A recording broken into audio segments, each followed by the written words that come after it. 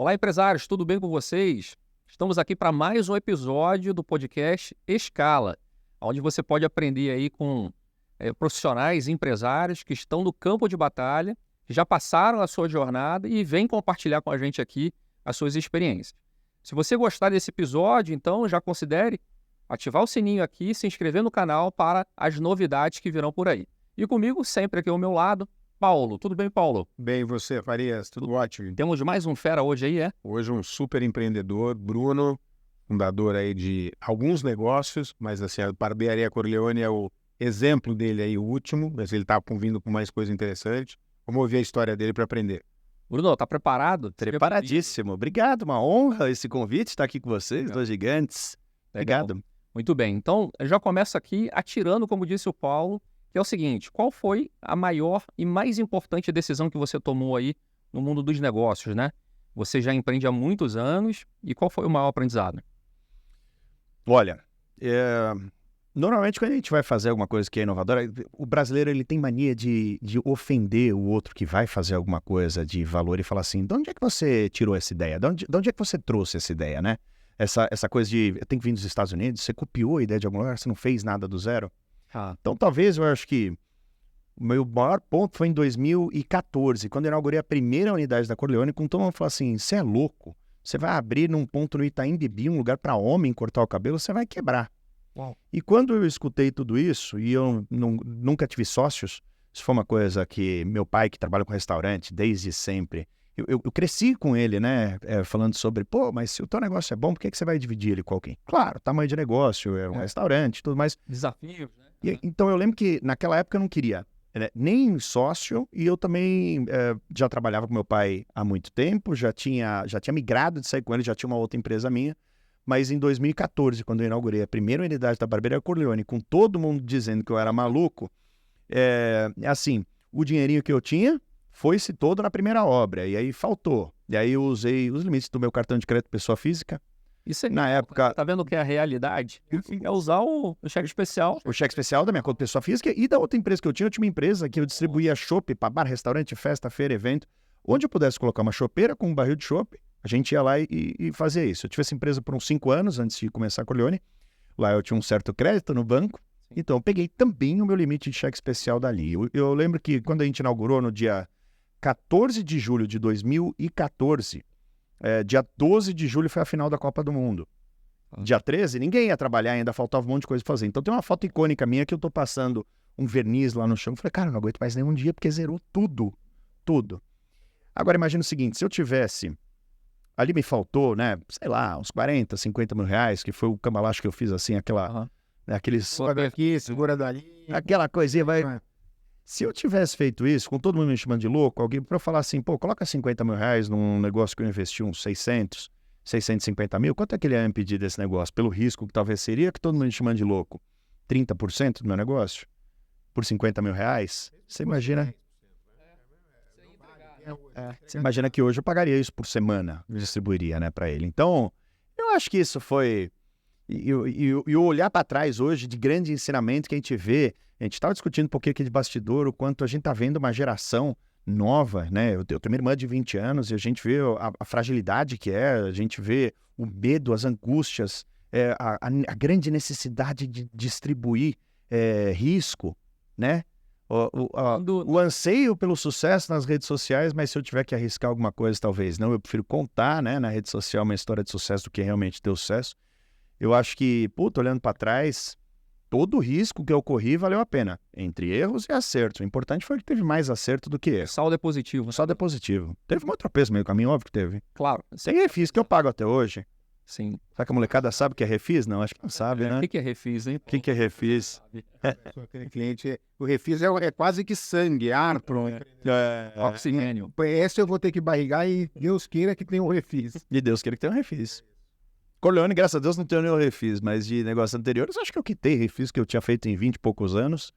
Aí, deve fazer uns 2, 3 anos. A gente estava comentando, né, bastidor. O empreendedor, ele tem uma... Ele é o herói no Brasil, né? Porque o que a gente vem falando é que não tem escola de empreendedorismo. Você não vai aprender em algum lugar. Tem um quê de na raça muito grande, né? E você, por erro, assim, experiência, erro, aprendizado, você vai empurrando. É isso. Né?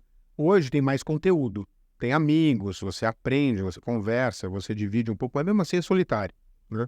O que a gente vem aqui discutindo é o quanto é importante para o empreendedor ter algum Waze, que a gente está chamando, para saber entre onde ele sai e onde ele quer chegar, pelo menos o que ele consegue enxergar. Porque você também, quando montou a primeira Corleone, você não sabia que você ia chegar aqui. De jeito nenhum. Então você monta um pouco com uma visão de curto prazo ali, você pode até pensar longe, mas você tem que mirar ali e fazer uma pequena vitória. Né? O primeiro mês tem que fechar a conta, Fechar tem que pagar aluguel, salários, garantia. né? É complicado.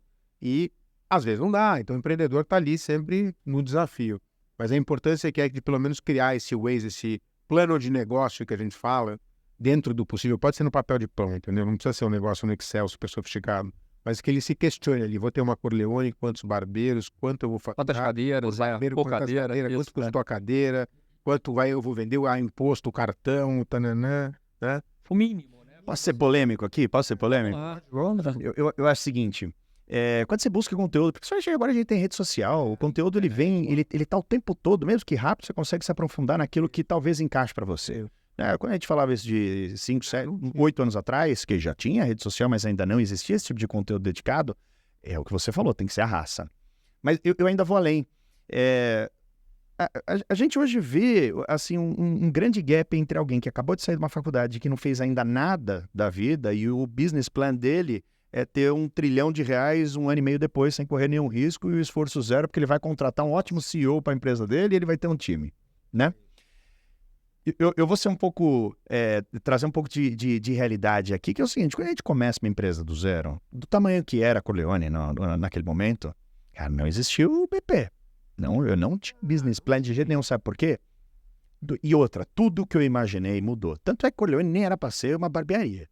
Era um bar e restaurante, que era o que eu sabia fazer, meio disfarçado, que eu falei, pô, para não ser uma coisa de moda, que alguém do outro lado da rua vai abrir igual, eu vou colocar um barbeiro assim, se os meus pinguços que forem no meu bar, né, ou no meu restaurante, que não vai ter muita mesa, eu vou fazer lá meio que um gentleman's club, o meu pinguço, para ele não me deixar para trás, ele vai lá porque tem um bom corte de cabelo. Legal.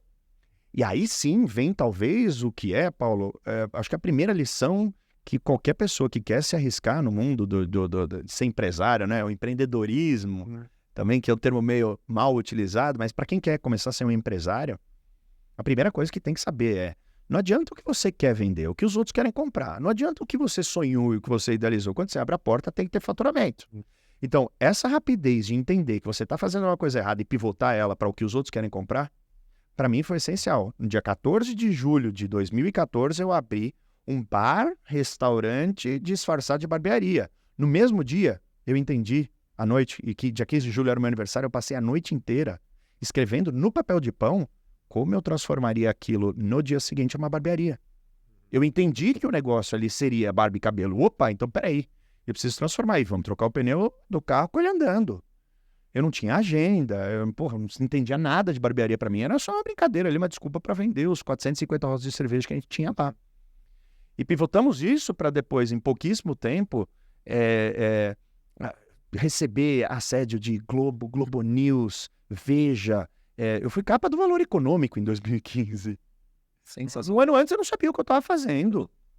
Imagina, hein, Paulo? E eu fui capa do Valor Econômico. E assim, eu lembro que quando eu acordei no primeiro dia, eu falei, gente, pô, assim, eu saí na Veja, eu saí na Globo. Mas caralho, desculpa pelo meu palavrão, mas capa do Valor Econômico, um ano depois que eu não sabia o que eu estava fazendo, meu Deus, é o ápice. No mundo dos negócios, isso é o ápice. E aí eu falei, pô, o que eu pelo menos estou fazendo bem, eu estou entendendo que os outros querem comprar e eu estou me especializando na hora de vender. Você falou de uma palavra aqui e que sirva de incentivo, né, para todos que começam essa jornada de ser empresário, de ser empreendedor, não apenas por idade, mas gente que às vezes era do mundo corporativo, né, e quer abrir o seu CNPJ. Esse caminho, né, no inicial, mirando o sucesso, ele é muito solitário, ele é muito sozinho. Porque naquele momento as pessoas talvez não acreditem em você, talvez as pessoas mais próximas não entendam por que você está dedicando tantas horas a alguma coisa que ainda não está vendo resultado. Quando você não aparece para os seus amigos, por exemplo, eu tenho uma turma de amigos das antigas, assim, que eu fiquei muito triste, que eu acabei sendo banido, esquecido. Sabe por quê? Eles sempre marcavam um happy hour de sexta-feira às 5 horas da tarde. Comércio, sexta-feira, principalmente eu que vendo bebida, que seria a mesma coisa lá que o happy hour, é a tarde da semana. Se eu perder uma sexta-feira, eu não perco um dia de 5 na semana, eu perco 3, quase 4.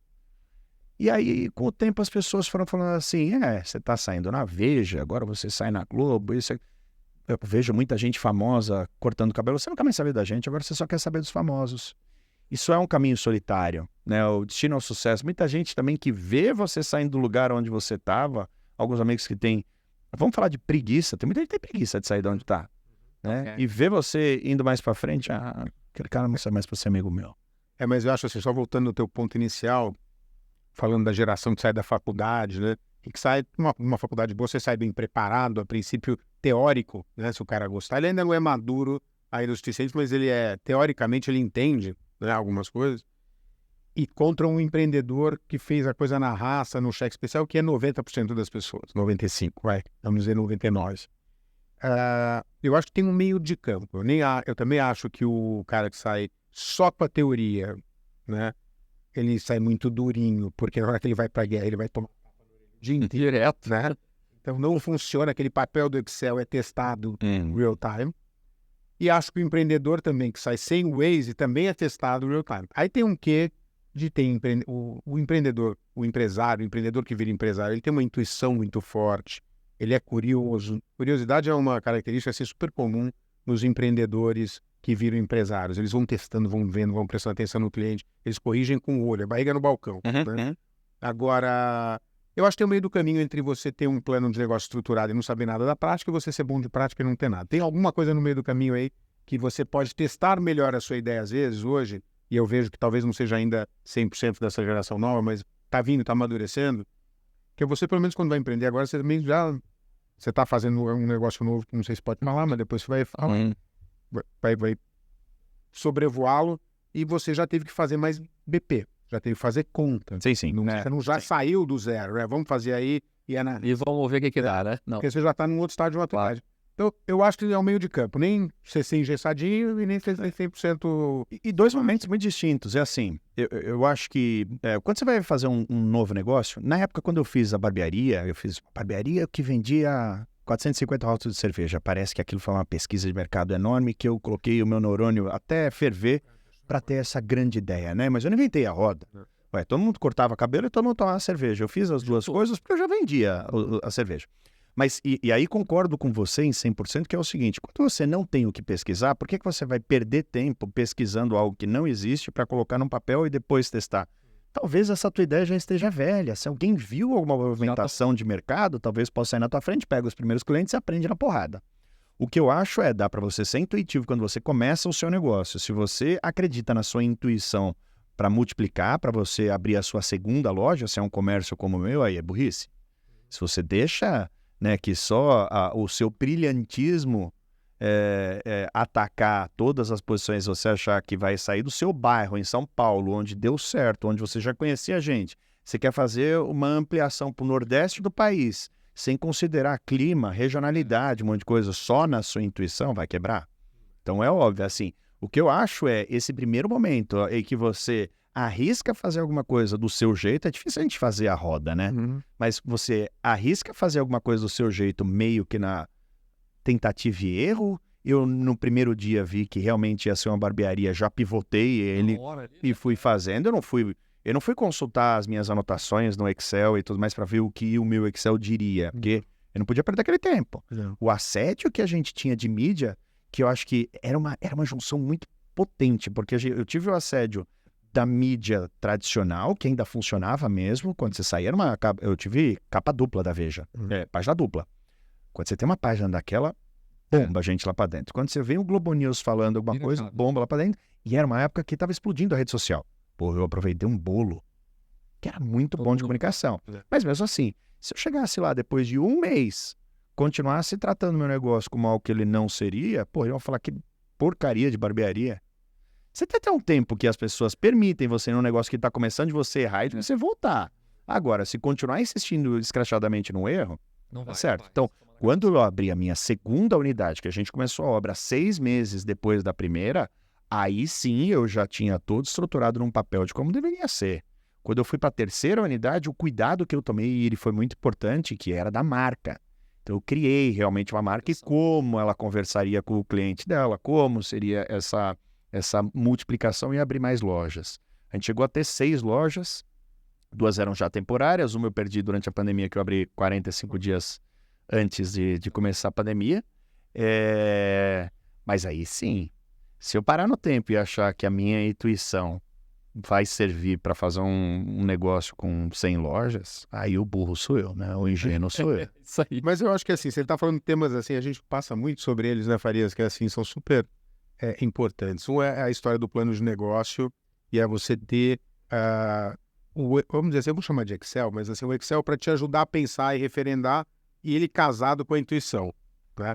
Eu vou dar só um comentário, eu tive um chefe que é um empresário super famoso e grande no Brasil e ele, quando ele falava assim, eu gosto da molecada, vocês fazem Excel, mas não há boa ideia que o Excel me desobrigue de fazer. Sim. Então não há uma boa ideia que o Excel me desobrigue de fazer. Então a tua intuição vai no final das contas, o Excel pode dizer antes, fala, eu vou fazer. E aí depois você corrige, muda e pivota. Outra coisa que você falou, o termo pivotar. Pivotar é muito comum e não é uma vergonha, é um instinto. Você vai fazendo curva na estrada, né? Quando a gente bota o Waze de São Paulo para o Rio, você pode ir reto no meio das montanhas e bater e morrer, ou você pode ir fazendo curva, você vai fazendo curva, vai mudando o trajeto. Você imaginou que ia ter mais cliente para bebida, aí aparece mais cliente querendo cortar cabelo, aí você vai consertando. É normal. E o terceiro que ele falou interessante, parece que aí é uma área que você domina bem, é a história da máquina de vendas com mídia, com gente. Com branding, né? A criação de marca, aliás. Que isso é o que te prepara para dar uma explosão, pra você escalar no futuro. Aliás, uma pergunta aqui, curiosidade. Como é que foi a criação da marca Corleone? Da onde Coração de Leão tem alguma coisa a ver? Cidade da Itália? Da onde veio, Bruno? Olha, lá atrás, uma amiga minha que ela é designer, ela fazia convites de casamento.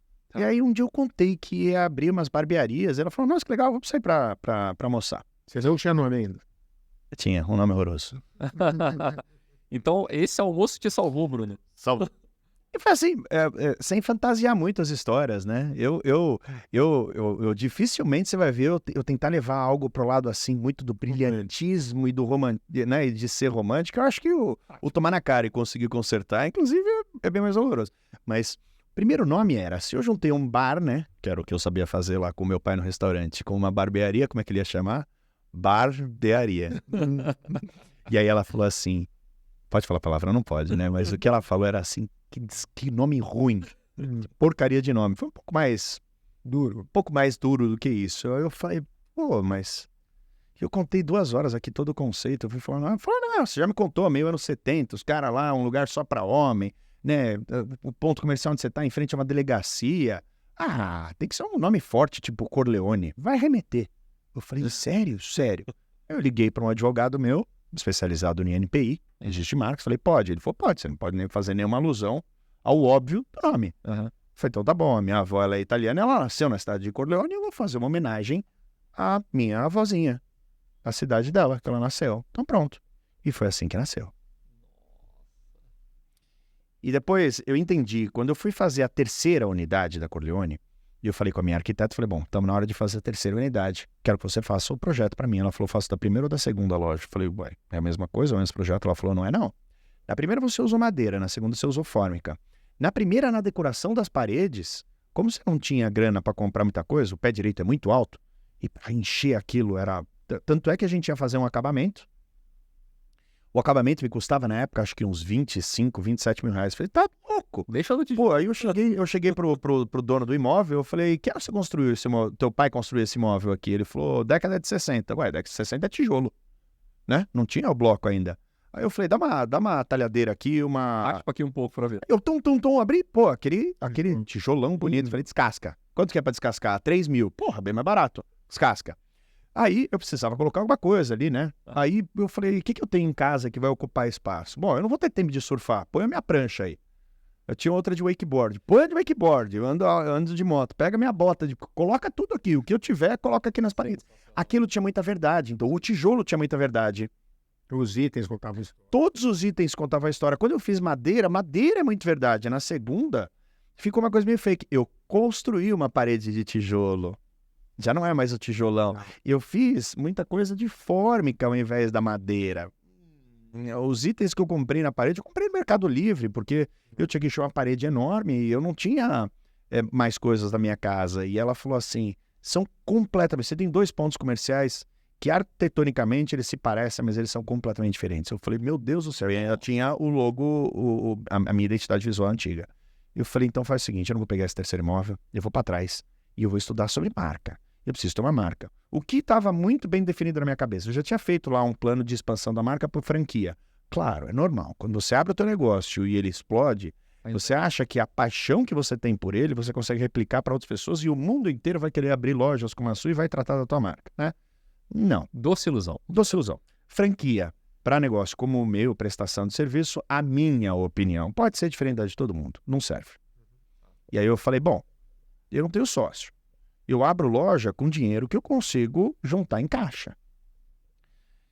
A minha atitude, o que eu quero fazer agora é, já que eu tenho uma empresa fazedora de caixa, que ela vai me sustentar numa vida muito confortável, eu quero ter uma marca forte com poucas unidades.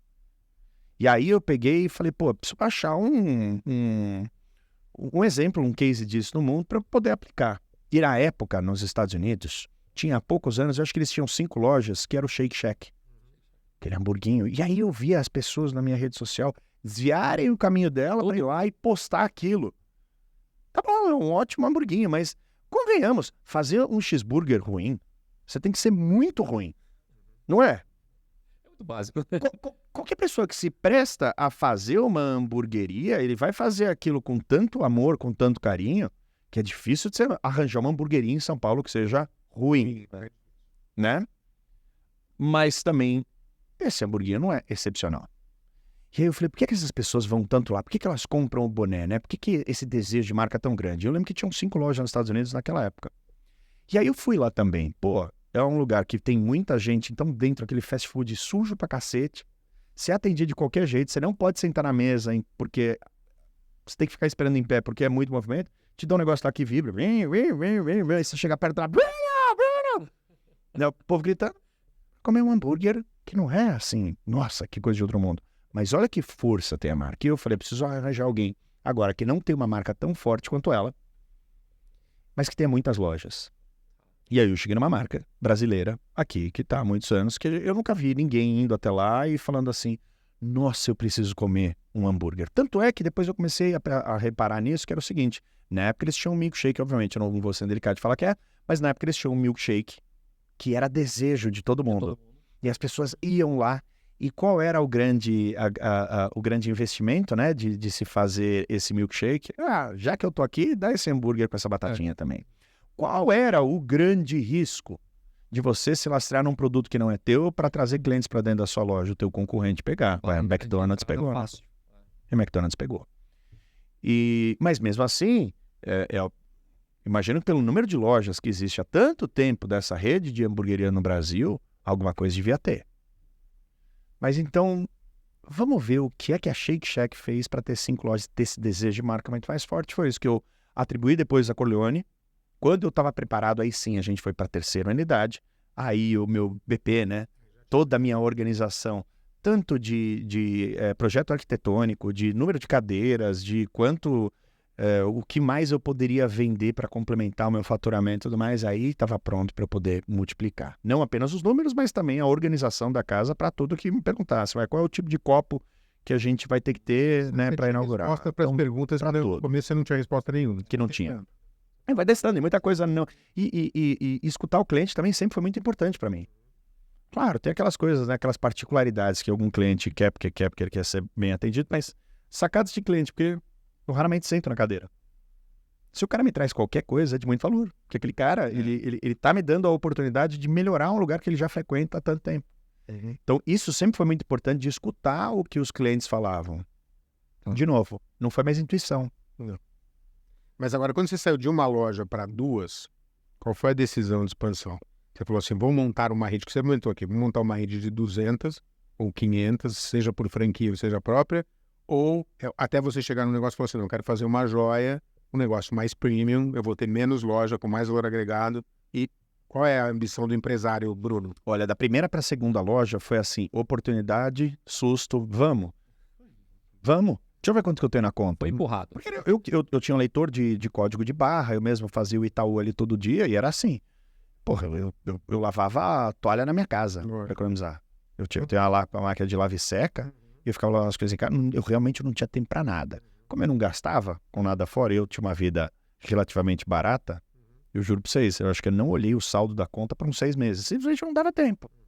Mas estava pagando todo mundo, o negócio estava bom, as cadeiras estavam todas lotadas. Eu que fazia na época o financeiro sozinho. Aí um dia eu falei, deixa eu ver quanto é que tem na conta. E eu olhei que assim, eu me espantei. Eu na época tinha assim, sei lá, eu não olhava há um tempo na conta, eu só fui colocando. Quando eu olhei tinha 600 mil reais na conta. Falei, que? Esse dinheirão parado aqui, imaginava que tinha, sei lá, uns 150. Foi nesse nível. Eu falei, vamos embora. Sensacional. Esse é bom, esse. Vamos pra segunda. Não é dívida. Você vê pra frente. Porque era assim, tava lotado todos os dias. Todas as cadeiras lotadas. Custo bem enxugado.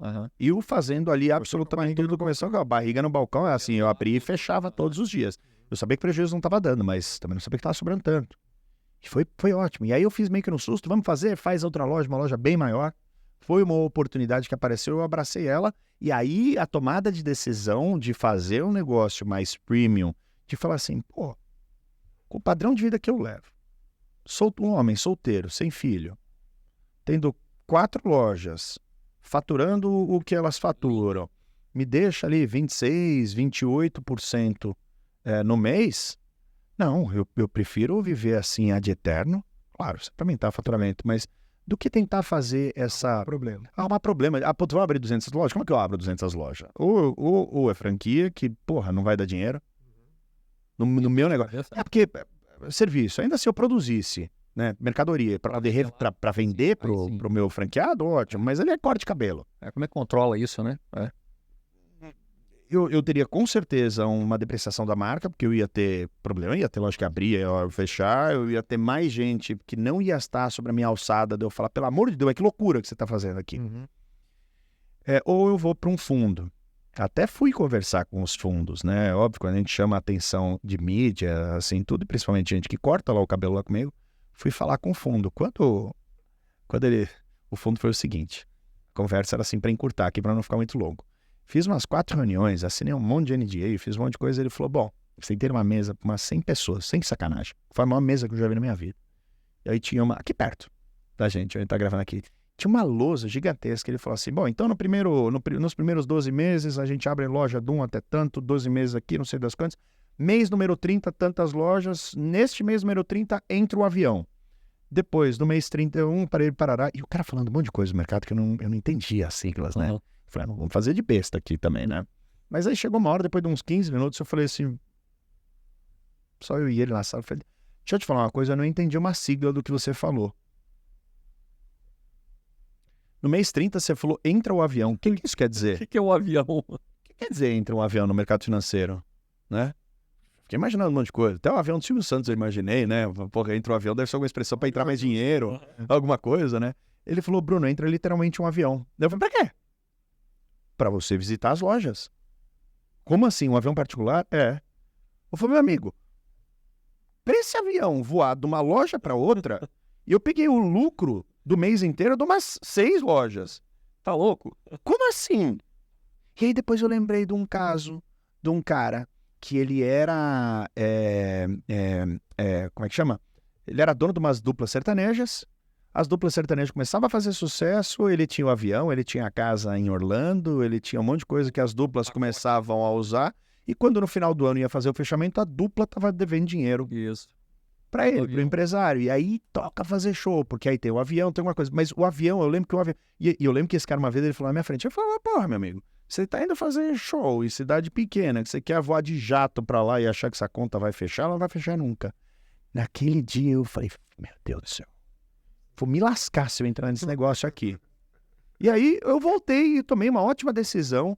E assim, todos os acontecimentos, eles nos tiram essa ideia de quando você faz o MBA, você faz o doutorado, você faz o escambau que for, mas nunca foi tomar porrada no mercado de trabalho, você sai de lá com uma garantia de que 2 mais 2 é igual a 4, né? De que isso nunca vai mudar no meio do caminho de hora alguma, que você acha que você consegue tomar decisões de longo prazo claríssimas.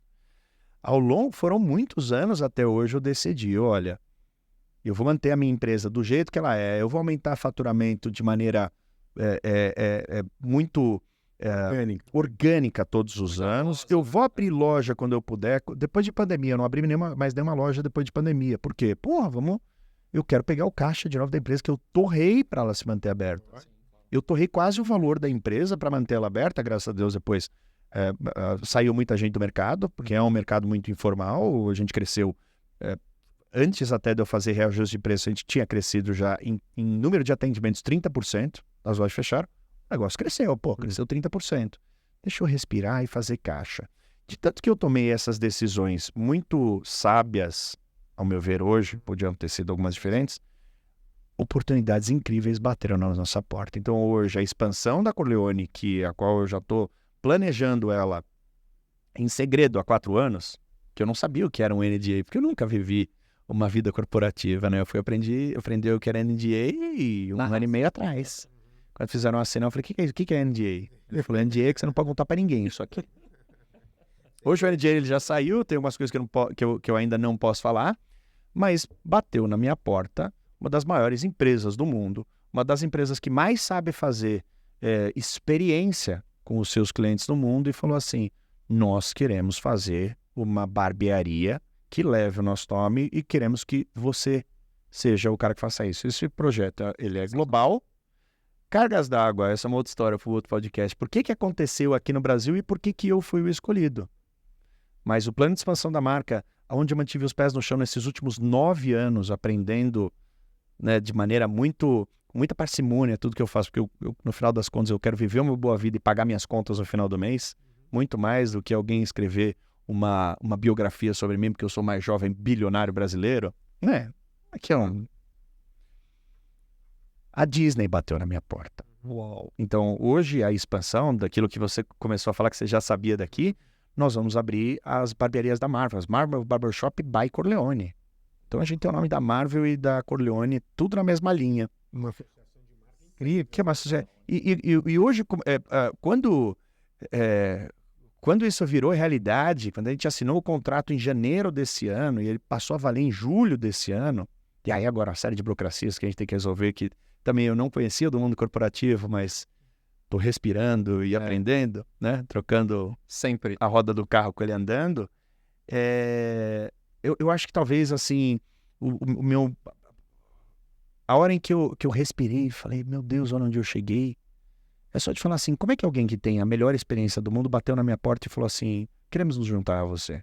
Claro, eu sou um grão de areia perto de tudo que eles fazem todos os dias com diversos parceiros, mas no final das contas, e isso foi um contrato que eu trouxe para dentro do meu negócio, se eu souber tocar isso na ponta dos dedos, como eu toquei o meu negócio até agora, vira o maior negócio da minha vida. Sim.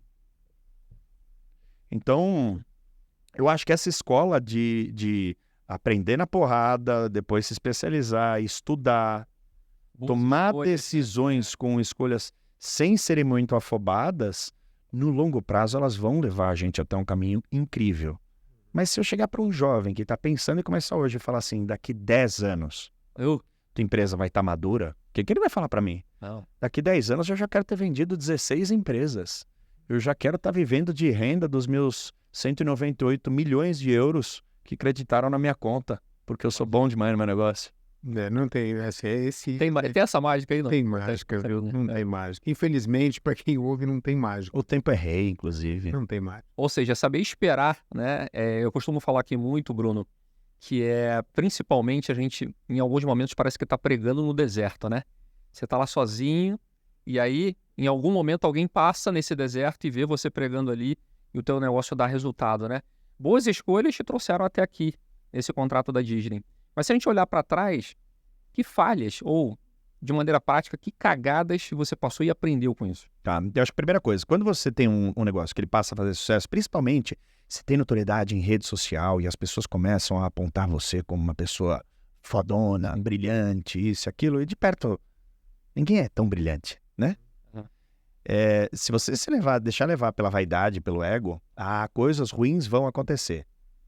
Quem está escutando aqui às vezes pode falar, mas eu não vou me levar a deixar pelo ego. Não, quando a gente tem a oportunidade do ego bater a nossa porta, muitas vezes a gente deixa se vencer por ele. É muito difícil.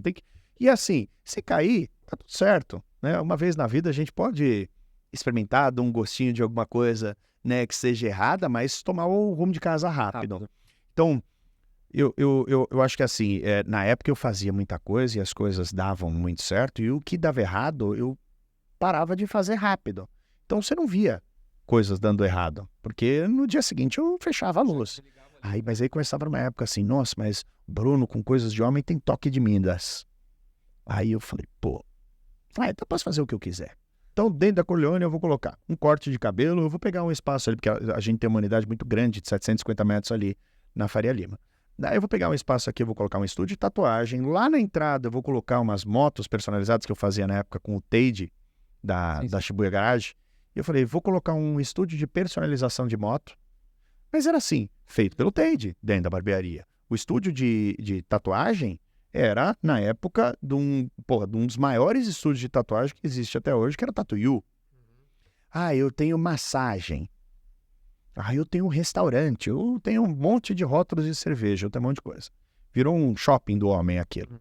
Onde eu aprendi muito rápido. E isso foi uma cagada que eu fiz. Domino todos os mercados. Posso vender o que eu quiser para o homem. E um dia eu estava sentado numa mesa. E aí eu vi um cara que estava sendo levado por outro lá. Ele falou, vou fazer uma massagem. Aí eu vi ele falar. Ele falou, mas é puteiro aqui? Nossa. Massagem tem final feliz? É puteiro? Uhum. E eu falei, opa. E aí eu vi o cara falando, ele deu risada. Ele falou, não, por quê? Ele falou, cara, eu não entendi o que é isso aqui. Não entendi o que é isso aqui. É um estúdio de tatuagem, é um restaurante, é uma balada, é uma barbearia. O que é isso? E aí o cara deu risada e falou, cara, é um pouco de tudo. E aí eu corri no meu cara da tatuagem. Falei, como é que estão as tatuagens por aí? Ele falou, vou ser muito sincero com você. É assim, é um trabalho ao qual eu hoje não tô me sentindo... eu não saio de casa com muita vontade de fazer ele. Porque assim, eu tô fazendo coraçãozinho, estrelinha, alguma coisa de gente que tá na espera e aí viu que tá aqui, queria fazer uma estrelinha desse tamanho. Mas quando eu mostro para fazer um trabalho grande, as pessoas falam, puta, melhor eu procurar Outro lugar. Um lugar especializado, é melhor eu procurar um estúdio de tatuagem. Aí eu fui no Tate e falei, Tate, como é que tá a venda das motos lá no coisa? Ele falou assim, olha, até tem lá, a gente fala com o cara, mas o cara não aceita fazer comigo se eu não trago ele dentro da minha oficina. Como é que tá a massagem aí? Puta, Bruno, um monte de gente. Eu fiquei se insinuando pra mim. Aí eu falei, porra, eu lembro que eu escutei uma frase, jogador que quer jogar em todas as posições é ótimo pra ficar no banco.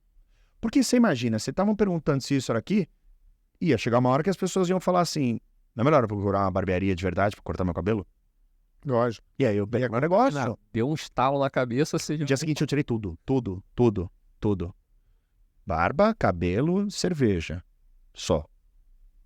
Porque o resto não tava nem trazendo muito faturamento. Sim. E porque normalmente essas colaborações às vezes funcionam Sim. e às vezes podem contaminar errado, né? Perde a percepção do guia. Não, E toda collab de marca que eu fiz, ela tinha começo, meio e fim. Era tempo ou número limitado de peças. Tá, acabou. Eu fiz uma vez uma collab com a New Balance. Eu desenhei um tênis junto com eles, que ele demorou 1 ano e 8 meses para ser aprovado. Vai e volta. A gente fazia direto com Boston. Quando chegou, eles falaram assim, quantos tênis você quer? Aí eu falei, 400.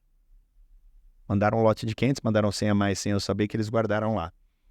E eu anunciei aquilo durante muito tempo. O tênis na época custava R$700. Hoje o preço de tênis tá um absurdo, né? Mas hoje tá impossível. na época R$700, isso em 2018, era um tênis caro. Mas era um tênis de couro, importado.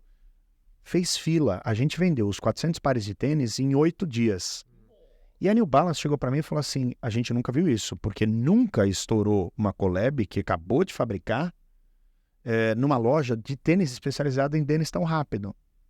Mas o que é isso? Era assim, é limitado, eu nunca mais vou fazer tênis, depois eu vou fazer camiseta, depois eu vou fazer uma coisa. Não é uma loja de tênis, gente. Não é uma loja de tênis. Eu não tenho nada que seja uma linha fixa, a não ser coisas que têm a ver com o negócio, que são linhas de grooming e tudo mais.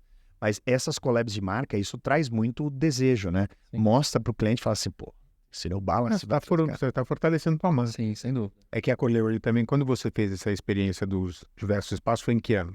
2015. Então você tinha acabado de abrir. Tinha acabado de abrir, não tinha uma explicação. A marca não era reconhecida. Precisando. Barbearia, Claro. hoje em dia, talvez tivesse um pouquinho mais de sucesso. E aí daqui a 5 anos vai ter muito mais. Aí vai. Tanto que você foi procurado pela Disney.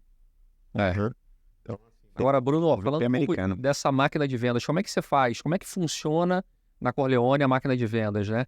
Você falou que foi para a segunda loja. Como é que você atrai novos clientes com um serviço tão especializado? Bom, primeiro, mundo digital, né? As redes sociais. Hoje todo mundo está conectado à rede social e hoje todo mundo sabe, ainda mais depois de pandemia, todo mundo sabe que não é mais uma opção você ficar de fora de rede social. Tá? Então, o digital sempre me traz muita gente. O que a gente faz? Tráfego. Eu produzo muito conteúdo. Eu como fotógrafo, também produzo conteúdo que às vezes chega aos olhos das pessoas e não que às vezes seja exatamente uma máquina de venda, mas principalmente que eu acho, eu trabalho dessa maneira, não só na Corleone, mas nos outros negócios meus, inclusive na fotografia, que rede social você desperta desejo. Ela não é um lugar para você distribuir anúncio. Sim. Né? Mesmo porque se você for vender alguma coisa no mundo digital, não é dentro da rede social. Você tem que sair para um e-commerce, você vai para o WhatsApp e tudo mais. Então, se tiver uma foto estilo, ou seja, aquela foto que é só teu produto num fundo preto e branco, a rede social não é um lugar dela estar. É um site teu, é um catálogo, alguma coisa, e lá você coloca alguém tirando uma foto maravilhosa no meio da praia com uma família feliz. A família Doriana, né? Aí para vender seu produto. Esse primeiro é o meu meio de captação mais eficaz. Mas o segundo deles, eu não sou concorrente dos meus barbeiros. E eu vejo muitos mercados isso acontecer. Você abre um negócio ao qual você é o profissional, você contrata outras pessoas e você os trata como subalternos. Então, os melhores clientes, as pessoas famosas, quando entram na barbearia ou num salão de beleza, né, que a gente tem nos femininos, não, o dono do salão, o corte dele custa R$4.000, do cara que está lá trabalhando 10 horas por dia custa 100. Entrou alguém famoso na porta, é comigo que você vai cortar, para eles vão ficar para lá. Então, existe uma rivalidade entre eles muito, muito ruim. E aí o que acontece? Esse cara vai, faz um caixinha, abre o próprio salão dele. E leva a carteira de cliente. Ele leva a carteira de cliente. Isso. O que a gente faz lá na Corleone? Eu sou muito bom em levar a gente lá para dentro. Eles são muito bons em atender muito bem e fazer um ótimo corte de cabelo. Por que eles atendem muito bem o cliente da Corleone de maneira geral? Hoje, não existe nenhuma barbearia que vá pagar mais do que a gente paga para os barbeiros. E eu estou falando de valores absolutos, é o crédito no final do mês na conta. E assim, muitas vezes, quando eles têm essa percepção de quererem sair ótimo, todo mundo quiser sair, pode sair. Faça só a conta. Se você for virar o lado onde eu tô e você faz essa conta, você vai precisar ser o patrão. Sim. E provavelmente você precisa de 4 caras igual a você para pagar as contas. Porque você vai ter que pagar aluguel, você vai ter que pagar imposto, você vai ter que pagar o ar-condicionado quando ele quebra. Então, a gente tem hoje uma equipe muito bem entrosada. Isso é time, né? Que é um time. Esse time, o Bruno, qual é a função do Bruno na Corleone? Se tiver algum incêndio, o Bruno faz. É o Bruno trazer novidade, é o Bruno usar a rede social, usar o carisma de receber cliente para trazer cada vez mais gente para dentro. Então, a gente tem muito essa máquina de venda. O pai, que era solteiro durante os primeiros anos de Corleone, ele casou, teve filho, o filho está indo lá. E ele conta para os outros pais na escola, onde que ele corta com o filho, e o boca a boca é forte demais. Ele é essencial. Como é que você faz boca a boca? É dando recompensa para os seus clientes? Cara, a gente esquece de uma coisa que ela é muito eficaz. Trata muito bem o teu cliente. Sim. Nós temos relações muito frias hoje entre os clientes e, né? O que será que vale mais?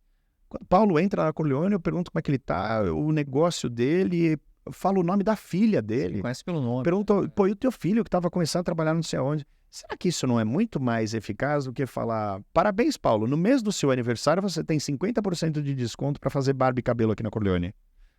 Que é esse desconto que ele quer? Ou será que o lugar que ele frequenta há tantos anos não é de só saber, aqui você realmente frequenta é de casa, né? Um lugar e que sabemos que o nosso cliente fica pelo menos 40 minutos sentado na cadeira conversando com o barbeiro. E eu falo para os barbeiros o seguinte, cara, acho que talvez a tua primeira profissão frente a esses seus clientes é de psicólogo. é que você vai perder tempo falando de futebol, discutindo sobre o seu gosto por futebol com o cara que está lá na cadeira, sendo que você pode ter uma relação muito mais profunda e que ela dura anos e que esse cara não te troca por ninguém de jeito nenhum, desde que você continue cortando muito bem o cabelo dele e de que aquele momento não seja um momento chato. Se eu vou num lugar, eu não gosto de futebol. Talvez acho que, né, essa parte mais polêmica de quando eu falo alguma coisa na rede social. Eu não gosto de futebol, porque desde pequeno meu negócio sempre foi carro. Eu sou piloto profissional há muitos anos. Eu piloto carro e moto desde 1900. Eu sou federado desde 1989. Eu nunca gostei de bola. Eu nunca gostei de esporte coletivo. Então, o futebol não me apetece em absolutamente nada. Se eu for um barbeiro, que o barbeiro vai ficar falando do meio de futebol, e mesmo eu falar assim, eu não torço pra time nenhum, o cara fala, como assim? Isso é um absurdo, como é que você não torce? E ele tentar falar de futebol comigo, eu não volto mais. Então, no final das contas, pode parecer meio óbvio, mas a gente vê tanto ensinamento, tanta eletrônica, não, esse nome é horroroso, mas você vê tanta digitalização de atendimento, de coisas com avatares e tudo mais E o você básico conseguir não é falar. feito, né? E o básico não é feito. Então, o cliente muito bem tratado, ele volta no teu negócio e ele indica para os outros. Sem dúvida. Não precisa nem falar clichê, que um cliente leva 10 embora, né, quando ele é maltratado e o outro é só quando é bom. Tá bom. E loja nova, como é que faz? Quando você abrir a loja nova, ponto novo. Tem que fazer a clientela nova. Olha, eu vou te falar. Teve uma loja que eu abri e que um cliente meu chegou para mim e falou assim, olha, eu faço esse negócio de geolocalização, não sei das coisas, vou te falar quantas pessoas passam. Vou te dar ele como presente, que eu sei que essa conta nem fecharia para você. Eu lembro que na época um serviço de R$70 mil. Não bateu nada. Zero. Não bateu nada. Então ele falou. Zero. E eu não fui na minha intuição. E aí, eu sei que as Casas Bahia, né, no plano de expansão, abriam lojas justamente com uma empresa que ia lá e fazia todo esse estudo e as lojas davam ruim. E aí eu soube que o seu cliente, depois de velhinho, falou assim, deixa comigo que eu vou fazer do meu jeito. E que intuitivamente, depois eu descobri que eu fiz da mesma maneira. E que também não é nada brilhante. Quando eu vi um ponto, eu ia lá de manhã, à tarde e à noite. Só básico. Eu via se ele se morria às vezes à noite, porque, por exemplo, eu tenho essa loja que eu tô te falando que não bateu nada do que o cara falou, é na Alameda Santos. A Santos está muito perto da Paulista. Quem é dos Jardins não frequenta Santos. Não sobe, né? Você não tem onde parar, é muita gente passando, é um povo que é da Paulista que está indo muito para metrô e que não se mistura muito ali no bairro. 5 horas da tarde, quando acaba os escritórios na Paulista, morre. Passa, né? É deserto. Então eu sei que todo trabalho que eu tenho que fazer, ele vai durar até 5 horas da tarde. Enquanto no Itaim Bibi, aqui é diferente. 6 horas da tarde as pessoas estão chegando em casa do trabalho, elas passam em casa e às vezes vão tomar uma cervejinha, vão tomar um chopp, comer alguma coisa e vão lá fazer a barba e cortar o cabelo. Então, essa observação que eu fiz em todas as lojas funcionava. Shopping Morumbi, quando eles me entregaram uma loja, a loja era a loja que eu tenho no Shopping Morumbi era um ponto que ninguém queria. Tinha a loja de capinha de celular lá, porque era um corredor que ninguém queria. Eu achei aquele corredor sensacional de ficar lá de manhã, à tarde e à noite, observando as pessoas que passam. Sabe quem talvez aqui no Itaim Bibi, nesse meu primeiro ponto, que foi o primeiro deles e foi completamente intuitivo, sabe quem foi o cara que mais me deu respostas assertivas sobre tudo o que eu perguntei? Em frente hoje, onde tem a fornada, a gente se encontra muitas vezes no almoço, antigamente tinha uma padaria de um português. Sim. E eu entrei lá e eu falei assim, como é que funciona? Como é que é à noite? Passa muita gente? E aquele cara falou assim, pô, tô há 30 anos no mesmo lugar aqui, olha, aqui tem o cara que é aqui, aí já foram 5, 6 negócios que não foram pra frente, mas aqui o ponto é bom, de dia faz isso, de dia faz aquilo. Aquele cara me deu as respostas todas que eu precisava e que elas foram assertivas. Sensacional. O Google é a maior ferramenta, eu acho que talvez a nossa a terceira revolução industrial. Mas se você não fizer as perguntas certas para o Google, ele não consegue te responder nada. Olha o ChatGPT agora, cara, olha que mágica que é aquilo. Mas se você não fizer uma pergunta muito bem elaborada, ele não vai te responder.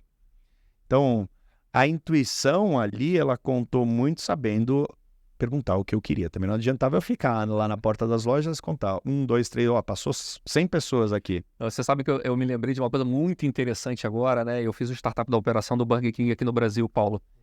E lá contrataram lá uma empresa de geolocalização também, um ticket médio maluco lá. Eu falei, gente, é só abrir do lado do Mac lá. quais são os shoppings no Brasil que mais vendem do McDonald's? Vamos bem do lado. Fica fácil. Só que a gente aprendeu do outro jeito também. Enquanto eu trabalhava no McDonald's, a gente queria abrir, expandir o quiosque do McDonald's, que é onde vende sobremesas lá. E aí o diretor de expansão falou, vamos botar no metrô. No metrô é um negócio que passa 1 milhão de pessoas lá e todo mundo vai comprar a casquinha. Não. Vai passar rápido. Voado lá. Aí abriu um monte, fechou um monte. Ou seja, não teve essa intuição. Não, e o cara dentro do trem, ele vai se esbarrar em outras pessoas para pegar um sorvete. Ou isso, né? Ou ele tá comprando sorvete, tem que pôr ele. Não dá. Não dá. Mas, pessoal, isso é uma outra questão, tá? Eu vejo muitas empresas grandes, as quais eu vou conversar, por qualquer motivo, nesses últimos tempos, a quantidade de gente que tá lá, que comete erros, que são grotescos, que básicos. Não tem capacidade de estar na posição que eles estão, é um absurdo. É um absurdo. Assim, teve uma época que eu fiz um trabalho com uma indústria de bebida que não dava para acreditar quem era head de marketing na época de vodka Absolute. Impressionante. Não, era impressionante. Era assim, era um absurdo. Eu falava assim, mas não é possível que você tenha uma posição tão grande aqui e isso não é óbvio para você. E fazer umas coisas que dá maior compartilhar que dá. Agora, Bruno, voltando a falar um pouquinho do time, né? Porque assim, ninguém faz nada grandioso sozinho, né? Tem que ter time para te ajudar, para te apoiar. Aliás, você tem um time muito bom. Em falar nisso, hoje de manhã eu recebi do Cal, ele vai entrar de férias e falou, Farias, vou entrar de férias. Se você quiser antecipar o corte, passa aqui. Então assim, já vai um abraço aí pro Cal, tá? E olha como o exemplo é forte, Bruno. Eu conheço os filhos do Cal, quem corta meu cabelo, ele conhece a minha filha. A gente fala da família e virou a minha casa. A Corleone virou minha casa. Por isso que eu brincava contigo, Bruno, de ser sócio, porque lá eu me sinto em casa. Então, parabéns aí pela condução do time. Obrigado. Mas aí vem a pergunta, como faz para a gente encontrar os melhores? Como é que a gente faz para contratar e trazer para dentro de casa o melhor time? Como é que você faz? Tá. Hoje eu tenho 6 pessoas na operação para me ajudar a ter vida, né? Tanto dentro quanto fora da empresa. O primeiro deles, que é o meu braço direito e esquerdo, o fiel escudeiro, que é o cara que eu confio absolutamente tudo, é o Renato. O Renato está comigo desde a minha primeira empresa. Tá. Não da primeira Corleone, da primeira empresa. A gente está junto já há 13 anos. O Renato começou trabalhando lá comigo, ganhando R$800 por mês. Ele apareceu lá com uma CG toda arrebentada, que não tinha nem documentação nem nada. E a gente, em algumas épocas do ano, como não dava conta do negócio de chopp, eu tinha uma caminhonete na época, os carros que eu tinha para entregar chopp no final do ano não davam conta. Então, e eu ia junto com ele. Então a gente já chegou a entregar chopp, inclusive na beira da Fernão Dias, num lugar que eu falei, meu Deus do céu, isso aqui é um cativeiro? Será que a gente volta aqui? Você tá louco? As notas tudo de R$5, me pagando chopp, que na época era R$880. Eu falei, meu Deus do céu, será que não é melhor a gente deixar essa coisa aqui?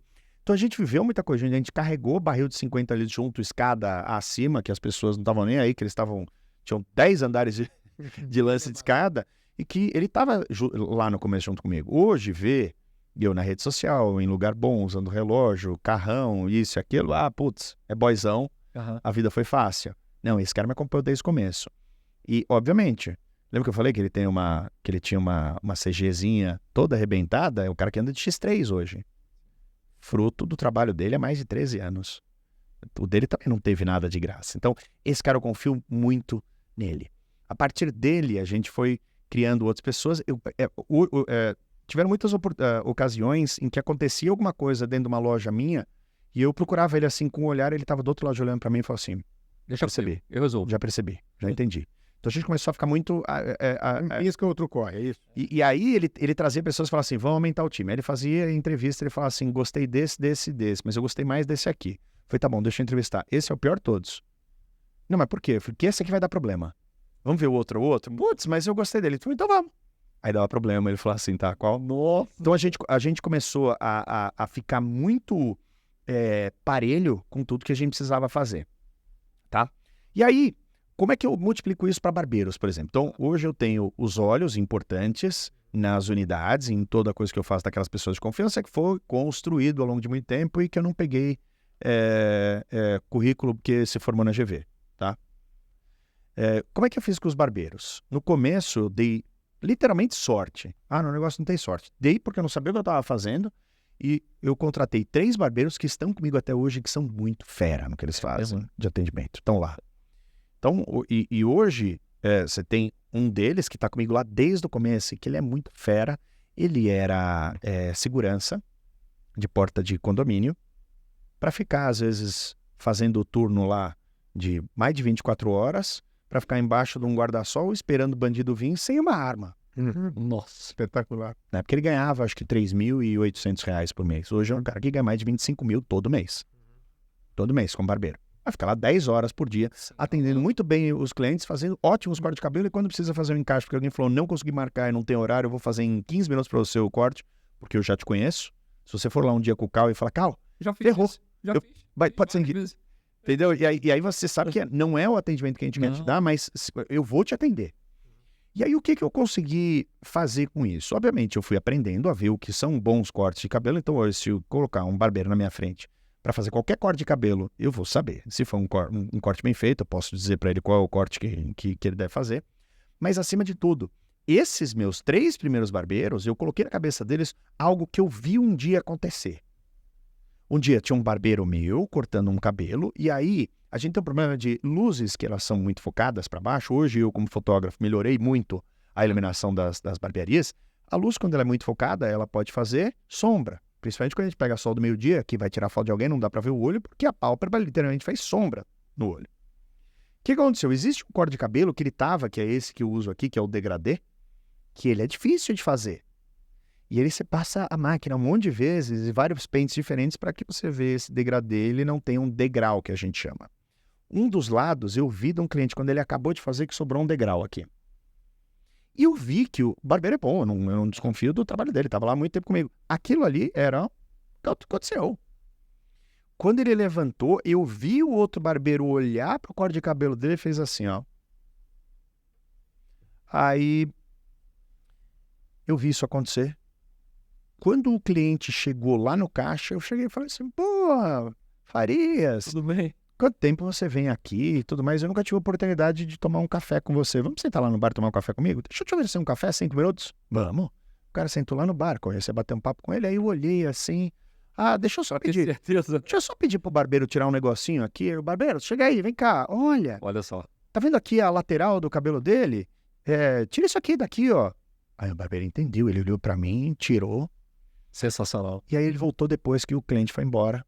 O cliente nem percebeu o que tinha acontecido. Aí quando ele foi embora, ele falou, Bruno, 1 milhão de desculpas. Eu falei, você não precisa pedir desculpa pra mim. Eu vi que ele fez uma sombra e você acabou não vendo. Não tem problema. Claro, só pode se repetir toda vez, mas eu vi que não foi. Agora, o que eu tô puto é com aquele cara ali. Porque ele viu, fez cara feia e não te avisou. Porque bastava ele te avisar. Volta Aí eu aqui falei, rápido, né? por que você não avisou ele? Ele falou, o cliente é dele, o problema não é meu. Eu falei, o quê? Não, peraí, você não tá entendendo. Não existe uma estrela aqui na Corleone. Aham. Eu que sou o dono daqui não me apresento como estrela do negócio. Vocês têm que cortar cabelo muito bem feito, no matter what, qualquer pessoa que entra aqui. Agora, presta atenção numa coisa. Quando um cliente sair daqui e o cabelo dele estiver mal cortado, ele vai na rede social, ele vai falar para as outras pessoas, ele vai falar para quem ele quiser o quê? Nosso corte lá na Corleone é uma porcaria. E aí, É ser profissional, uau. Tudo. E quando ele vai elogiar? Se você falasse, você ia chegar para alguém e vai falar assim, putz, olha, eu tenho um cabelo parecido com o teu, Farias. Onde que eu corto? Cara, corre lá no É o Cal, na Corleone, Cal o Cal na unidade Itaimbi. isso aí. Então, o poder que tem de fazer estrago com pessoas que trabalham em outras unidades, ele é absurdo. Sim. Então, o que eu faço? As pessoas falam assim, como é que você contrata novos barbeiros? Ué, muito simples. Chamo eles, mando fazerem corte, eu observo e peço opinião para os meus mais velhos. Porque eles sabem que lá tem que entrar gente que é boa, não para concorrer com eles, mas para falar, corte o cabelo na Corleone porque é muito bom. Ou, o mínimo, de que ninguém que esteja na operação dê motivos para alguém na internet falar o corte na Corleone é uma porcaria. Então, com isso, eu consigo crescer. Claro, o desejo de marca. Hoje temos uma empresa, se eu te mostro aqui a quantidade de barbeiro que fala assim, meu sonho é trabalhar na Corleone, por todos os motivos, né? Motivo da marca. Sim, claro. E, obviamente, por faturamento. Lógico. Ela quer ganhar mais. As pessoas, os barbeiros sabem ali, tem amigo que conta para amigo. O que eu tenho feito bastante, principalmente agora que a gente vai fazer o plano de expansão da marca e que eu abra primeiro no Brasil, em São Paulo, tem que ficar 1 ano trabalhando com ela e depois a gente abre as próximas lojas, eu vou precisar de barbeiro no Brasil inteiro. O que eu tô fazendo? Ontem, inclusive, fui para Maringá, Tá cadastrando. Eu tenho feito palestra para barbeiro. Então, ontem eu fui para Maringá, por exemplo, falei com 600 barbeiros do Brasil inteiro num evento que no final eu apresentei o que era o plano de expansão. E eu falei assim, gente, vou precisar de barbeiro no Brasil inteiro. Se preparem. Se eu chegar e falar que eu preciso de barbeiro para a sua cidade, não esqueça de me mandar mensagem. Cara, os caras já vêm sedento. Será que eu já posso deixar meu telefone com você?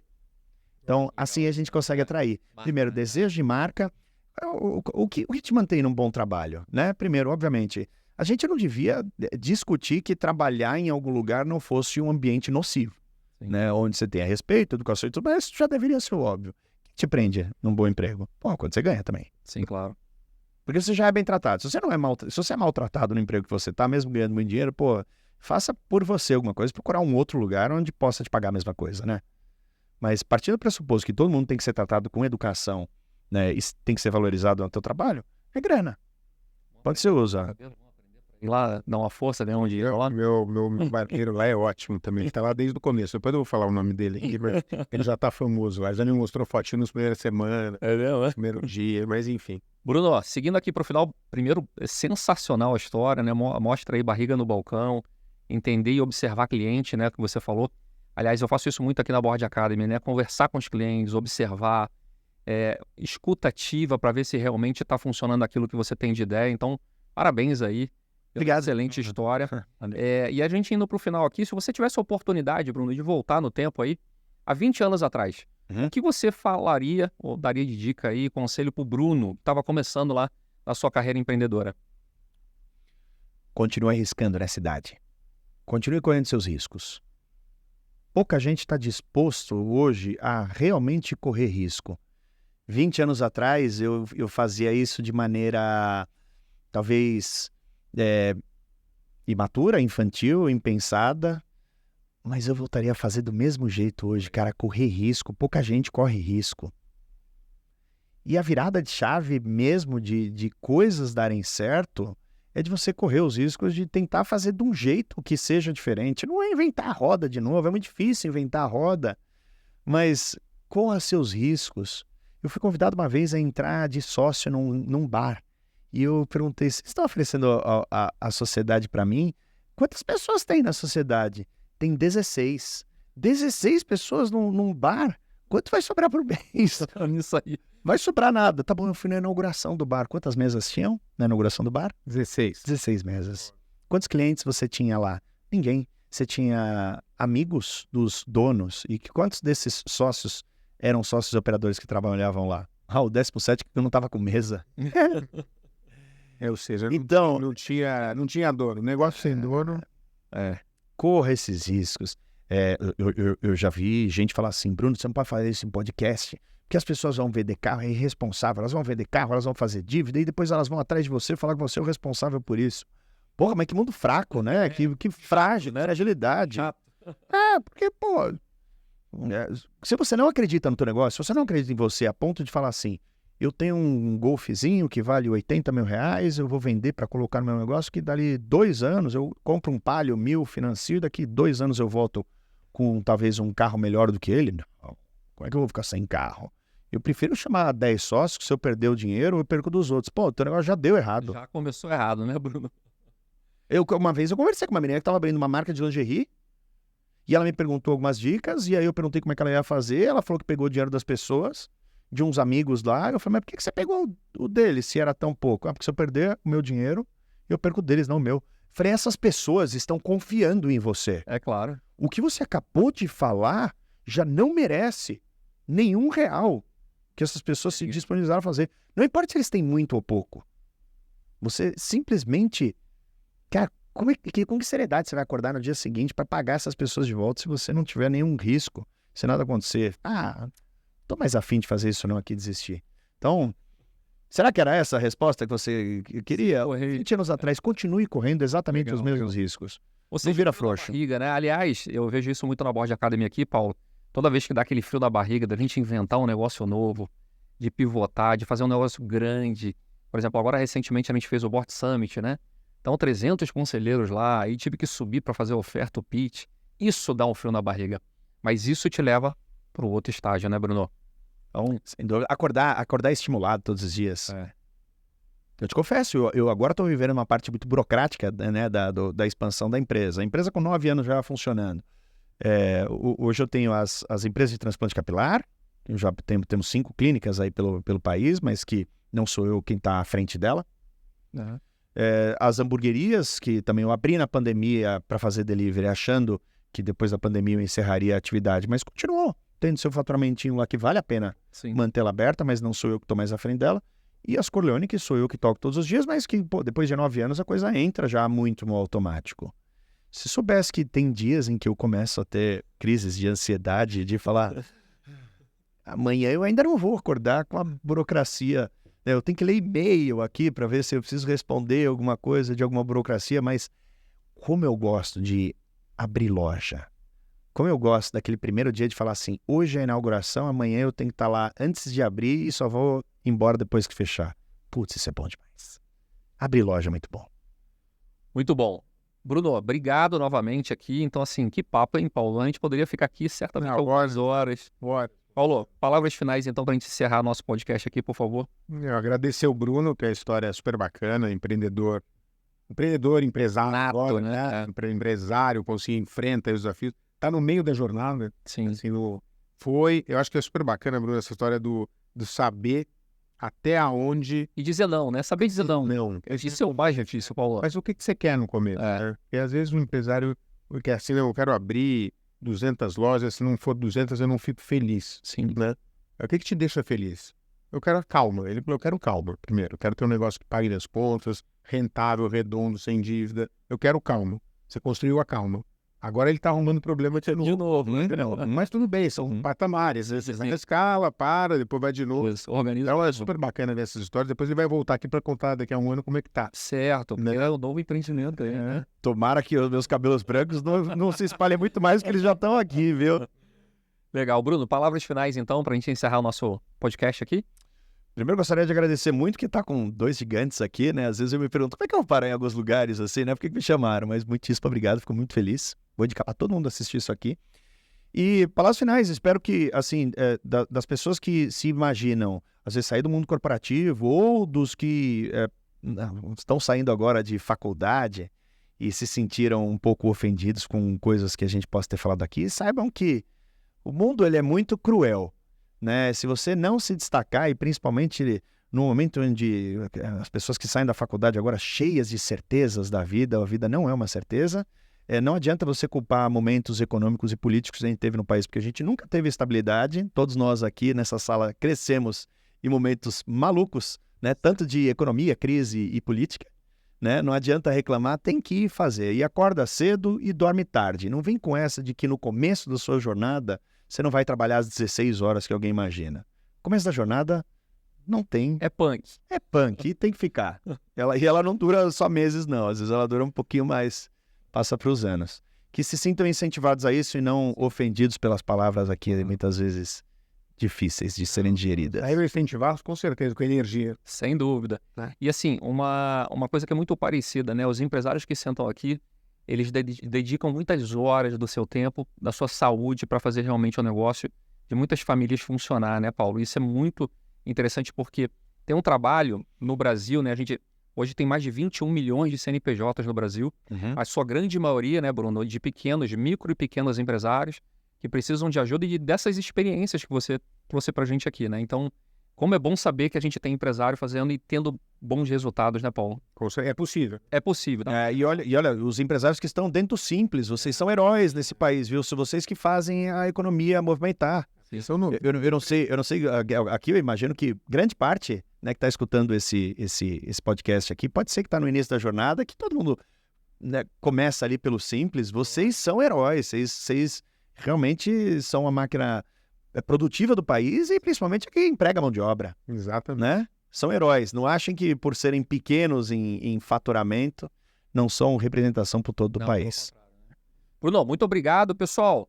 No mundo dos negócios, decididamente não é linear, né? Você cria e vai mudando, como o Rio, como o Waze. Se você vai daqui de São Paulo para o Rio de Janeiro, certamente terão algumas curvas, né? Na prática, a teoria é bem outra, né? A gente viu isso com o Bruno aqui. Então, se você gostou desse episódio aqui, por favor, se inscreva aqui no canal, ative o sininho para novos episódios e a gente se encontra então na semana que vem, tá bom? Um forte abraço, se cuidem, tchau!